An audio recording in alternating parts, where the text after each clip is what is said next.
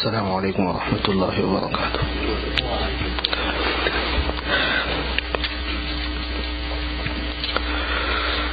نحمده ونستعینه ونستغفره ونؤمن به ونتوکل علیہ ونعوذ باللہ من شرور انفسنا ومن سیئات اعمالنا من يهده الله فلا مضل له ومن يضلله فلا هادي له ونشهد ان لا اله الا الله وحده لا شريك له ونشهد أن سيدنا ونبينا ومولانا محمدا عبده ورسوله صلى الله تعالى عليه وعلى آله وأصحابه وسلم تسليما كثيرا كثيرا. أما بعد،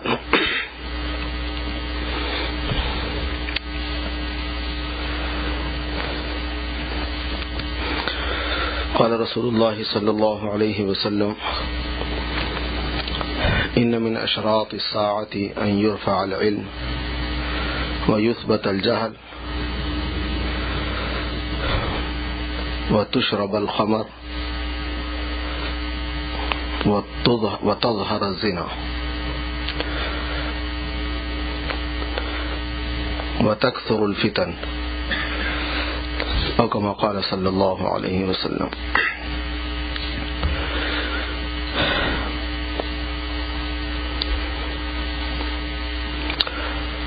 بزرگان محترم،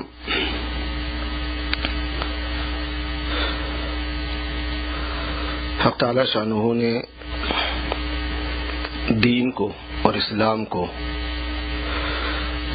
انسانیت کی، دنیا کی اور آخرت کی سلامتی کے لیے بنایا ہے اور اس کی عافیت کے لیے بنایا ہے کہ یہ انسان آخرت میں بھی عافیت سے ہو، سلامتی کے ساتھ ہو، اور دنیا میں بھی عافیت کے ساتھ ہو اور سلامتی کے ساتھ ہو.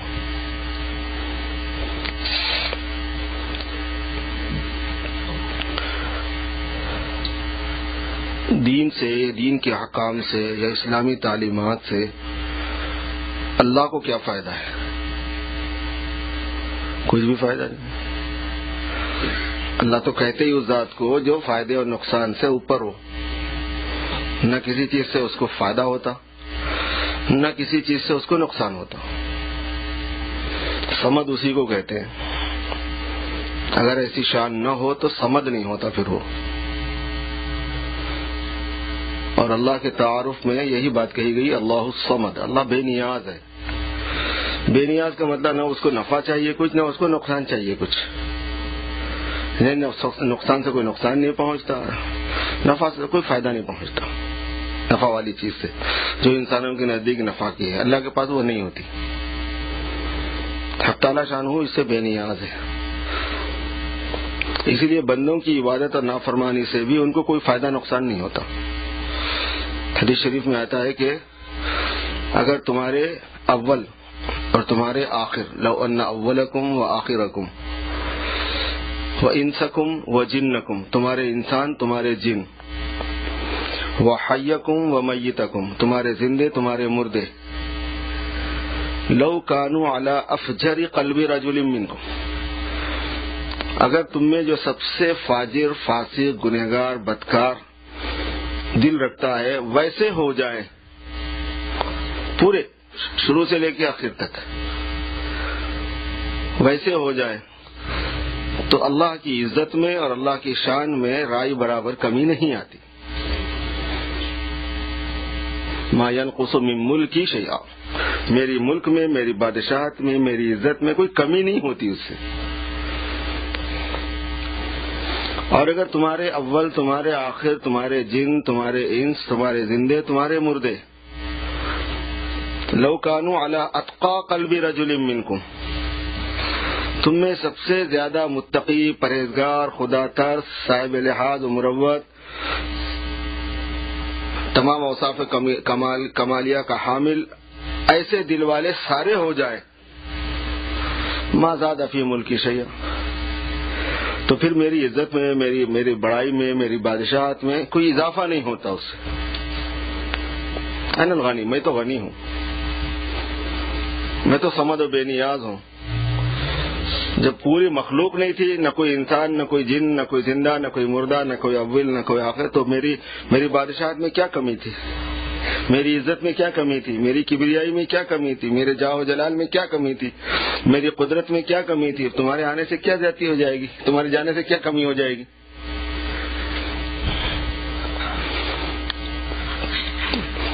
سب سے پہلے یہ فہم اپنے ذہن میں بٹھانا ہے کہ اسلام اور دین جو ہے، جس کی اللہ پاک نے اپنے کرم سے ہمیں اس کا حامل بنایا اور اسے متصف فرمایا ہے، یہ ہماری سلامتی کے لیے ہے، کہاں کی؟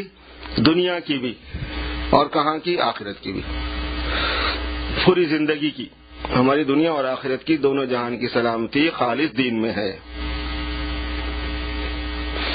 دنیا کی سلامتی کیسے ہے؟ تو میں نے جو حدیث آپ کے سامنے پڑھی ہے اس میں اس کا بیان ہے۔ آخرت کی سلامتی تو سنتے ہی رہتے ہیں، دنیا کی سلامتی سنو تھوڑی سی، 10-15 منٹ میں تو تھوڑی ہی ہوگی، بہت سی کہاں سے آ جائے گی۔ دنیا کی سلامتی کس میں ہے؟ کس سے نظام عالم صحیح رہتا ہے؟ اس سے کہ انسان کی جان محفوظ ہو، اس کا مال محفوظ ہو، اس کی عزت محفوظ ہو، اس کا نسب محفوظ ہو، اس کی عقل محفوظ ہو،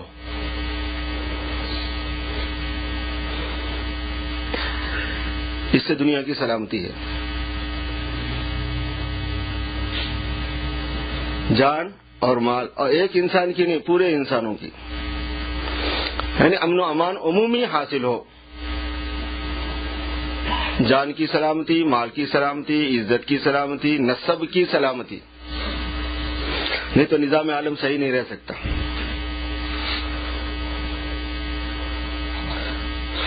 نسب کی سلامتی اگر نہ ہو تو رائٹس کبھی بھی ادا نہیں کیے جا سکتے، یہ قاعدہ ہے۔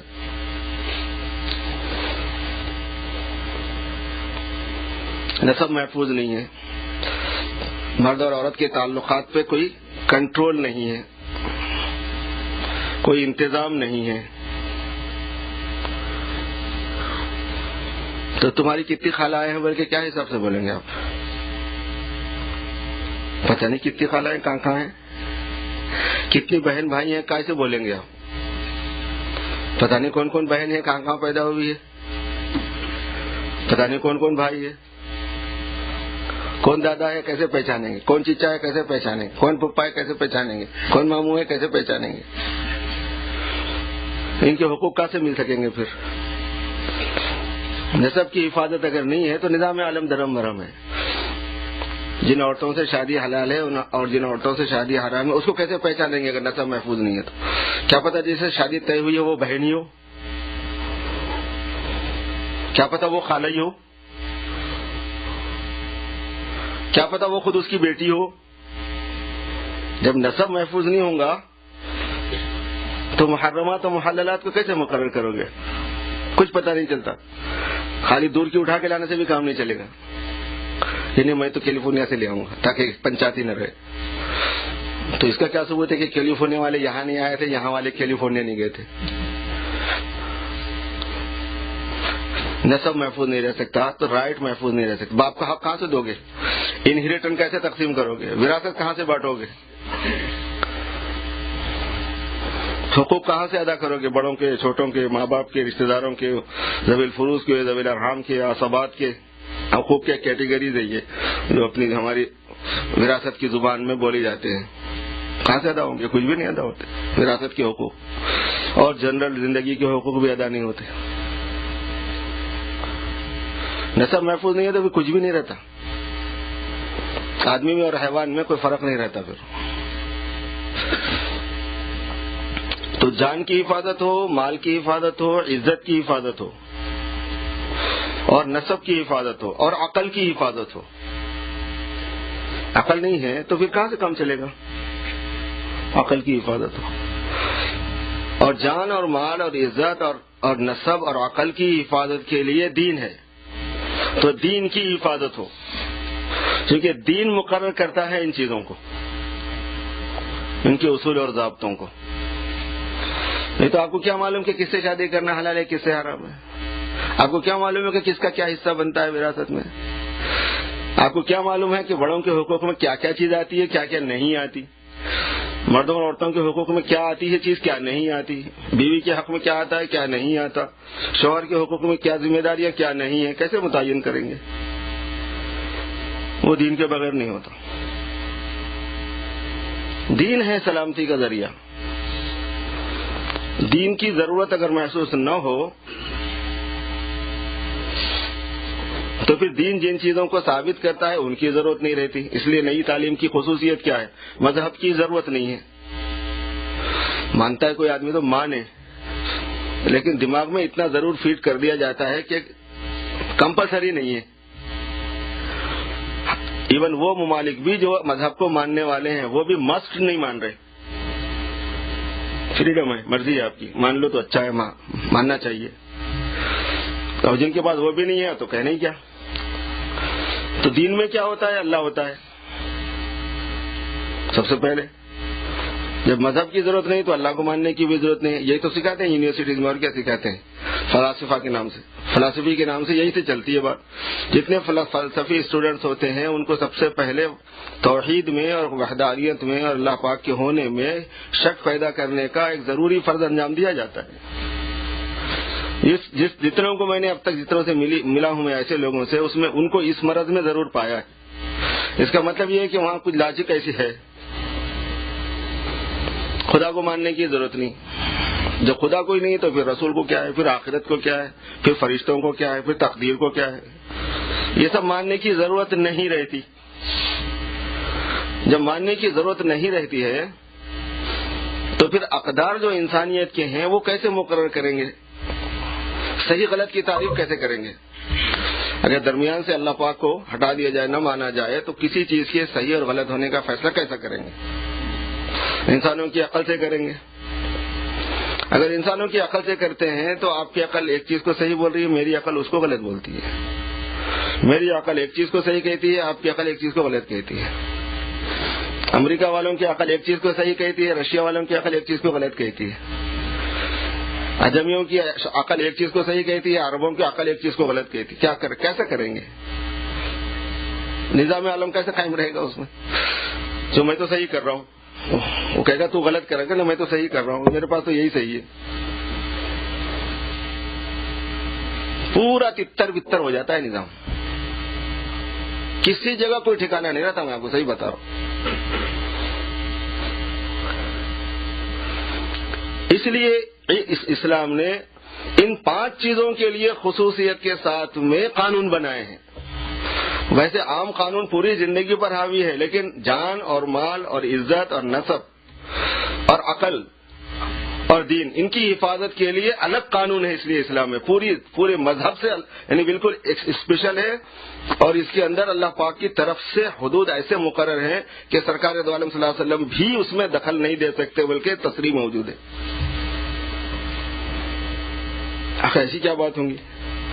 ایسی بات ہوں گی کہ ان کو پتا ہے کہ انسانوں کی جانوں کا نظام اس کے بغیر قابو میں آ نہیں سکتا، اور ان کے مالوں کی حفاظت کا نظام اس کے بغیر قابو میں آ نہیں سکتا، اور ان کی عزت کی حفاظت کا نظام اس کے بغیر قابو میں نہیں آ سکتا، اور ان کی عقلوں کی حفاظت کا نظام اس کے بغیر قابو میں آ نہیں سکتا۔ یہ ہے جس کو اس حدیث شریف میں بیان کیا گیا۔ آپ صلی اللہ علیہ وسلم نے ارشاد فرمایا کہ ان من اشراط الساعہ، قیامت کی علامتوں میں سے ہے۔ حالات جب خراب ہو جائیں گے تو قیامت آ جائے گی، حالات کے خراب ہونے کی علامتوں میں سے ہے۔ ان یرفع العلم، یہ ہے کہ علم اٹھا دیا جائے گا، علم نہیں رہے گا۔ آپ کہیں گے کہ اس کا مطلب تو یہ ہے کہ اب تو قیامت آئے گی نہیں، چونکہ ٹیکنالوجی کا زمانہ آ گیا، اب تو علم کا ہی زمانہ ہے۔ بچے کو اتنا علم ہے کہ پہلے بڈھے پاپوں کو بھی نہیں ہوتا تھا۔ آپ خوش نہ ہو، یہ جہالت کا زمانہ ہے، یہ جاہلیت کا زمانہ ہے۔ وہ کیسا؟ وہ بہت لمبا ہے، آپ اتنا یاد رکھیں ابھی فی الحال یہ جہالت کا دور ہے۔ جب کبھی علم کی فضیلت، علم کی اہمیت، علم کی شرافت، علم حاصل کرنے کا بیان جب کبھی قرآن و حدیث میں بولا جائے گا تو اس سے وہ علم مراد ہوتا ہے جو آسمان سے بطور وحی کے سرکار دو عالم صلی اللہ علیہ وسلم پر نازل ہوا. اس علم پر اس کا اطلاق نہیں ہوتا جو انسانوں کے تجربات سے، انسانوں کی تحقیقات سے، انسانوں کی عقل کی دریافت سے، انسانوں کے مشاعر اور احساسات سے وجود میں آیا ہو. اس کو علم کہتے ہیں لیکن وہ مجازن ہے. جب علم کا لفظ قرآن میں بولا جائے گا، جب علم کا لفظ حدیث میں بولا جائے گا تو اس سے وہ علم مراد ہوتا ہے جو آسمان سے اللہ رب العزت نے اپنے حبیب پر نازل فرمایا، قرآن پاک کی صورت میں اور احادیث مبارکہ کی صورت میں، وحی جلی کی صورت میں اور وحی خفی کی صورت میں، وحی مطلوع کی صورت میں، وحی غیر مطلوع کی صورت میں، تلاوت کی جانے والی وحی کی شکل میں اور تلاوت نہیں کی جانے والی وحی کی صورت میں. حدیثیں ساری وحی ہے لیکن نماز میں آپ تلاوت کریں گے تو نماز نہیں ہوگی. اب یہی حدیث میں اگر پڑھ دوں جمعہ کی رکعت میں تو ہو جائے گی؟ نہیں ہوگا. وحی ہے حالانکہ وہ، لیکن تلاوت نہیں ہوگی اس کی. علم اٹھ جائے گا. کون سا علم اٹھ جائے گا؟ دین کا علم اٹھ جائے گا. اب دین کا علم کہاں ہے؟ پری اسکول سے لے کر یونیورسٹی تک ہم نے تلاش کر لیا، کہیں بھی نہیں ہے دین کا علم. نہ پری اسکول میں، نہ کنڈر گارڈن میں، نہ فرسٹ میں، نہ سیکنڈ میں. اب ہمارے مسلمان لوگ اپنا اسکول چلا کے اس میں تھوڑا شامل کر رہے ہیں اس کو، لیکن ورلڈ کا جو سیلیبس بنا ہوا ہے پوری دنیا کی ایجوکیشن کا، اس میں کہاں ہے؟ مٹی دھول ہے، مذہب تو ہے نہیں وہاں پہ. تو علم تو اٹھا دیا گیا نا. رفع علم کی شکل ہی تو ہے کہ کسی کتاب میں جس کو ہم پڑھتے پڑھاتے ہے ہی نہیں ہو، جو ہمارے نصاب میں شامل ہے، رفع کر دیا گیا، ہٹا دیا گیا اس کو. اور دوسرے طریقے سے جو حاصل ہونے والی شکل تھی وہ بھی تقریباً کم ہو گئی. جس زبان کی ہم عادی ہیں اس زبان میں تو لٹریچر ہی نہیں ہے ہمارے مذہب کا.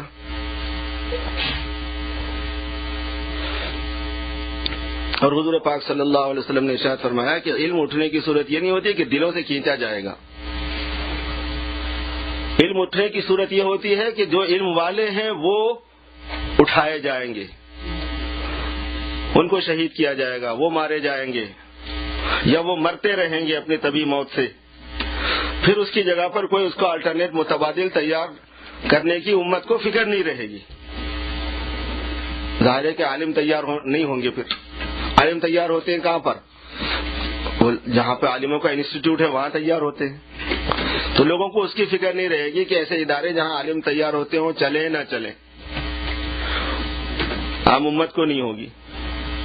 ہم جتنے بیٹھے ماشاءاللہ ہمیں بڑی فکر ہے، اللہ پاک کا بڑا فضل ہے، ہمیں بڑی فکر ہے. تو ایک بات یاد آ گئی سنا دوں میں کہ حضور صلی اللہ علیہ وسلم کے اس بات کے سنانے کا مقصد کیا ہے. حضور کے اشراط ساعت کو، ان فتنوں کو، ان خراب حالات کو سنانے کا مقصد یہ ہوتا ہے کہ اس کو روکنا امت کے ذمے بقدر استطاعت ضروری ہے. ان برے حالات کو روکنا، انسداد ان فتنوں کا ضروری ہے، ورنہ تو وہ تو ہوگا. تو تم اپنی طاقت کے بقدر اس کو روکو، اس کو ہٹاؤ پیچھے، قیامت کو پیچھے ہٹاؤ. قیامت کا وقت مقرر ہے لیکن وہ اپنے کن چیزوں کے ساتھ میں مربوط ہے اللہ ہی کو معلوم ہے.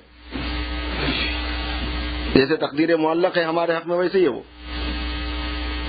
اللہ کے علم مبارک میں مبرم ہے. اس کو ہٹاؤ، پیچھے کرو. تو حضور نے فرمایا کہ یرفع العلم ویثبت الجہل. خالی یہی نہیں ہوگا کہ علماء ختم کر کے، علماء تیار نہیں کر کے، یا علماء کی انسٹیٹیوٹ نہیں چلا کے، یا علماء کرام کی قلت کے اعتبار سے علماء نہیں رہیں گے تو بس یہ کہ دین کا علم نہیں رہنا. یثبت الجہل، جہالت جم جائے گی. عجیب بات ہے. حضور پاک صلی اللہ علیہ وسلم تو صاحب معجزہ ہے، اپنی بات میں بھی، باتوں میں معجزہ ہے. اس کو بول کے اس کو بولنے کی کیا بات ہے؟ کچھ غور کرنے کی بات ہے یہاں پہ. حالانکہ اس کے لازمی نتیجہ یہ نا وہ نہیں، وہ الگ جمے گی، جہالت جمے گی. جہالت جمتی ہے کہاں پہ؟ جاہل جب اپنے کو جاہل نہیں سمجھنے لگتا ہے بس وہاں پہ جہالت جم جاتی ہے. جاہل کو اپنی جہالت کا اقرار نہ رہے، اعتراف نہ رہے، پھر وہ جہالت سمجھ کو جم گئی وہاں پہ، وہ نہیں ہٹے گی وہاں سے. پھر وہ چونکہ جہالت کے اقرار پر علم آتا ہے، وہ جہالت ہٹتی ہے. اس کے اس بات پر، اسی کو علم قرار دینے پر کہاں سے آ جائے گی؟ نہیں آتی پھر وہ. اور دوسری روایتوں میں یظہر الجہل بھی ہے، غالب ہو جائے گی جہالت. اور فرمایا ویشرب الخمر، شراب پی جانے لگے گی، شراب کی کثرت ہو جائے گی. شراب کیا ہے؟ خامر العقل ہے. شراب کو خمر کہتے ہیں عربی میں. خمر کے معنی چھپانے کے. کس کو چھپاتی ہے؟ وہ عقل کو چھپاتی ہے. لڑکیوں کے دوپٹے کو خمار اسی لیے کہتے ہیں کہ وہ لڑکی کو عورت کو چھپاتا ہے, اور جو خمار عورت کو نہ چھپائے اس کو خمار بولنا پاگل پن کی ایک قسم ہے. جس خمار سے عورت کا چہرہ نہ چھپے اس کو خمار بولنا کیا ہے؟ وہ عقل مندی تو نہیں ہو سکتی. خمار کے معنی خود چھپنے چھپانے کے. کرتے پاجامے کو خمار اسی لیے نہیں بولتے کیونکہ وہ پورا کام نہیں کرتا ہوں, وہ دوسری چیز ہے. لباس الگ ہے, خمار الگ ہے. تو تشرب الخمر, جب شراب پی جانے لگے گی تو عقل کہاں باقی رہے گی؟ شراب میں شراب پینے والا ہوتا کچھ ہے, سمجھتا کچھ ہے, کرتا کچھ ہے, سمجھتا کچھ ہے. شراب پینے والوں سے پوچھا گیا کہ تم کل کہاں تھے؟ تو ایسا معلوم ہو رہا تھا جیسے میں دجلہ کے کنارے سے ٹہل رہا ہوں. اس سے دوست سے پوچھا گیا تھا یہ کل کہاں تھا؟ تو بولے موسیٰ ندی کے پاس پڑا ہوا تھا, گندے نالے کے پاس, جہاں سے بدبو آ رہی تھی بہت زیادہ. گندے نالے کے پاس لیٹا ہوا ہے, سمجھ رہا کہ میں دجلہ کے کنارے لیٹا ہوا ہوں, ٹہل رہا ہوں, تیر و تفریح کر رہا ہوں. گھاس کا بھرا ہوا پوٹلا اگر اس کے ہاتھ میں دے کے اس کو سلا دے تو وہ یہی سمجھے گا کہ میں کسی اپنے ہمجنس کے ساتھ ہوں, اپنی ضرورت پوری کرنے کے لیے. ایسی فیلنگ رہتی ہے. شراب میں کیا؟ الخمر ام الخبائث, پوری خباثتوں کی اماں جان ہے. یہ حدیث شریف کا مفہوم ہے. پوری خباثتوں, پوری شرارتوں, پوری بدتمیزیوں, پوری بے عزگیوں کی اماں ہے وہ. عقل کہاں رہے گی؟ نہیں رہے گی. وتظہر الزنا, زنا کا غلبہ ہو جائے گا, زنا عام ہو جائے گا. خیر بقیہ حدیث کی تشریح انشاءاللہ پھر کرنے کی کوشش کروں گا. تو یہ ہے جان کی حفاظت ہو, مال کی حفاظت ہو, عزت کی حفاظت ہو, عقل کی حفاظت ہو, نسب کی حفاظت ہو, دین کی حفاظت ہو, یہ اسلام نے ہمیں بتائے ہیں اس کے اصول ضابطے. اللہ پاک ہم سب کی فہم کو درست فرمائے اور اس کے مطابق ہم سب کو اپنی زندگی گزارنے اور سمجھنے اور اپنے بچوں کی تعلیم و تربیت کرنے اور خود اپنے اخلاق و عادات استوار کرنے کی توفیق عطا فرمائے.